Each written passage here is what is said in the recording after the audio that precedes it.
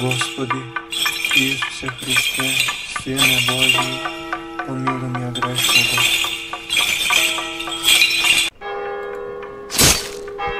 Во името на Отецот и Синот и Светиот Дух.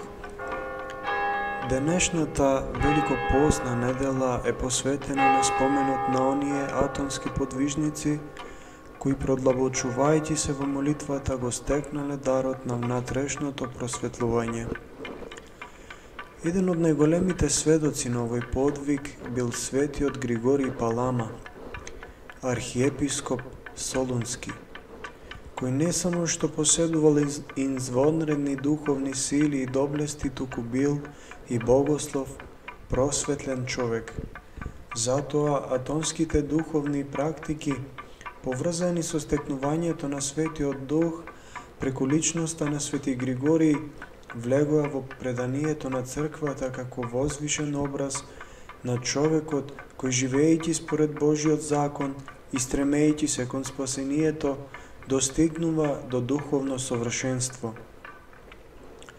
Денес, за време на Божествената литургија, го слушнавме Евангелието за исцелението на раслабениот. Овој настан, како и сите Христови зборови, содржи длабока поука важна за сите нас.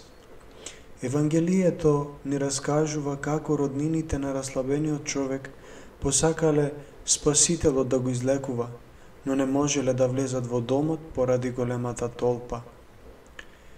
Па како што слушнавме, тие се искачиле на покривот и бидејќи на исток, куќите имале рамни покриви, кои во тоа време не биле покриени со тежок материјал, лесно го отвориле и го спуштија болниот пред нозете на Спасителот. Господ, гледајќи ја нивната вера, му рече на раслабениот: стани, земи си ја постелката своја и оди. Но пред овие зборови, Спасителот рекол нешто што ги збунило присутните, а особено фарисеите: ти се простуваат гревовите. На што фарисеите во своите мисли си рекле: кој е овој човек и како се осмелува да простува гревови? Тие знаеле дека само Бог може да простува гревови. Затоа Господ, за да им покаже дека неговите зборови се вистините, му заповеда на раслабениот: стани, земи ја постелата своја и оди. Со ова Господ ни покажува дека гревовите се главната причина за болеста, па затоа најпрво треба да се отстрани причината, за да исчезне и последицата. За да разбереме колку штетно делува гревот врз целата природа на човекот, треба да знаеме што е грев. Гревот е пред се духовен отров. Кога отровот влегува во телото, предизвикува страшно воспаление на крвта. Температурата се зголемува, следат грчеви, исцрпеност и на крајот смрт. Истото се случува и со душата, кога во неа продира гревовен помисол, настанува силно вознемирување на мислите и чувствата, желбите и стремежите, се додека страстите не ја заглушат совеста и не ја фрлат душата во бездната на гревот. Душата, кога се оддалечува од Бога, ја губи благодатта и станува мртва, без разлика какви против отрови да се користат. Се додека отровот е во телото, смртта е неизбежна. Отровот мора да се извади. Истото важи и за отруената душа од гревот. Единствениот начин за спас е да се изфрли отровот на гревот преку светата тајна исповед. По исповедта совеста се оживотворува со прошката и милоста, добивајќи нова сила и живот.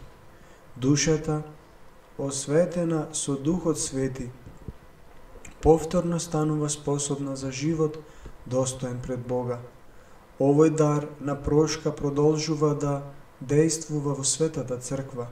Секој пат кога ги исповедаме нашите гревови, кога се наведнуваме пред крстот и Евангелието и свештеникот ни ја чита разрешителната молитва, тоа не се случува по човечката сила, туку по силата на Божеството, која Господ ја предаде на својата црква. Овој божествен дар на простувањето носи голема очистителна сила и тешко е да замислиме што би било со нас луѓето ако не постоеше оваа можност за покаяние и Божја порошка.